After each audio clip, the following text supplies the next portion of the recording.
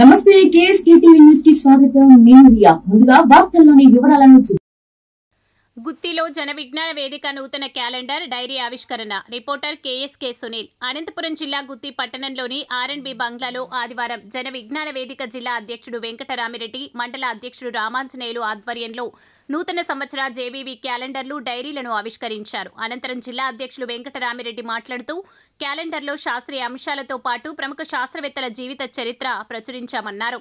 ఈ క్యాలెండర్లు విద్యార్థులు విజ్ఞానాన్ని పెంపొందిస్తాయన్నారు.